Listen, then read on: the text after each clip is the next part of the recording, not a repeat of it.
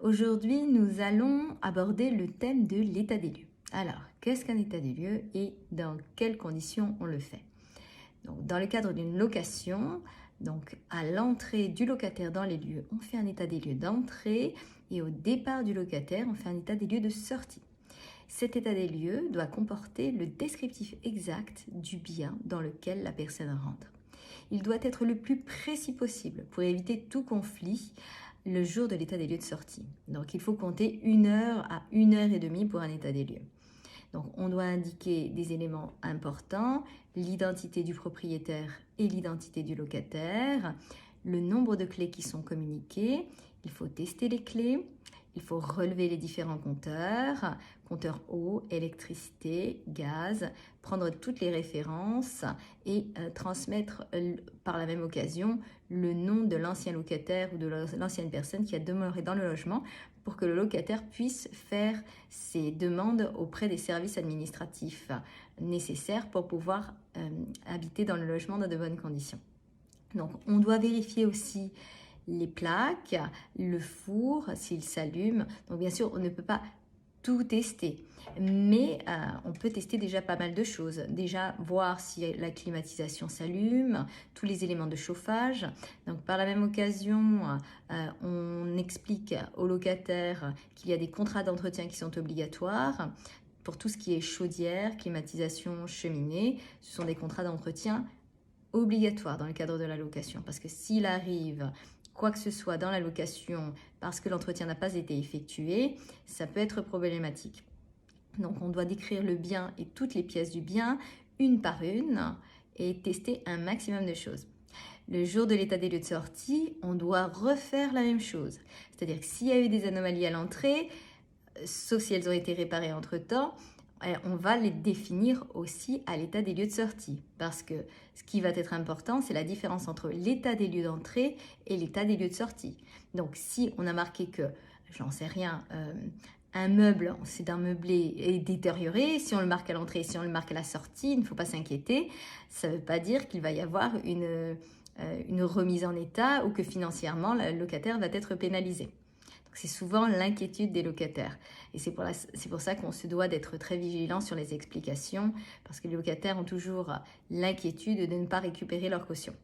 Donc effectivement, le jour de la signature du bail, on prend une caution équivalente à 1 mois de loyer dans le vide. Et dans le meublé, ça peut être 1 mois, mais ça peut aussi être plus, selon l'estimation de la valeur des biens dans le logement. Donc, c'est à l'état des lieux de sortie, après avoir fait l'état global de l'appartement, on définit s'il y a eu des détériorations. Attention, si la personne est là depuis 10 ans, l'appartement a vieilli. Vous ne pouvez pas pénaliser votre locataire parce que l'appartement a vieilli. C'est-à-dire que s'il y a des traces sur le mur parce que la personne a frotté un meuble sur le mur, ce n'est pas de la vétusté. Attention, parce que ça, par contre, on peut imposer au locataire de repeindre les murs par rapport à ça. Mais par contre, si c'est de la peinture blanche qui a vieilli, qui a jauni parce que la personne y est depuis 10 ou 15 ans, on ne peut pas lui faire repeindre parce que le bien a vieilli naturellement. Donc c'est vrai que c'est pas évident à déterminer. Moi, savoir que quand il y a une personne qui est restée des années dans un bien, il faut s'attendre à avoir quand même quelques travaux avant qu'elle parte. Donc c'est le jeu. Je ne pense pas que ce soit nécessaire de pénaliser la personne. Après, on peut toujours lui demander de faire des travaux, mais elle est quand même restée un certain nombre d'années, donc on a participé malgré tout au paiement du bien immobilier. En règle générale, les propriétaires sont plus tolérants. Mais voilà, il y a 2 éléments qui sont importants, la vétusté et la détérioration. Donc, l'état de lieu de sortie étant fait, on fait la liste des points nécessaires que l'on doit remettre en état. Si le bien était propre à l'entrée, il doit être propre à la sortie. Donc, des frais de nettoyage peuvent être engagés. Donc, si le locataire n'a pas fait le nécessaire le jour de l'état des lieux de sortie, on ne lui laisse pas les clés. On ne peut pas, parce qu'à partir du moment où on a fait l'état des lieux de sortie, on doit récupérer l'intégralité des clés. Parce que sinon, le propriétaire peut demander à ce qu'un loyer supplémentaire lui soit versé au prorata du nombre de jours où la personne a conservé les clés. parce qu'il ne peut pas disposer de son logement comme il le devrait. Parce que parfois, certains locataires se rendent compte le jour de l'état des lieux de sortie qu'effectivement, le bien n'est pas en l'état, veulent faire le nécessaire, mais c'est trop tard. Donc, parce que en plus, s'ils font le nécessaire et qu'ils ne le font pas bien, ça proroge d'autant plus la remise en location pour le propriétaire. Donc, ça le pénalise. Donc, le jour de l'état des lieux de sortie, on récupère définitivement l'intégralité des clés. Nous, en tant qu'agent immobilier, on fait intervenir des professionnels par rapport au corps de métier. Donc, un peintre pour les peintures, une société de nettoyage pour les nettoyages, etc.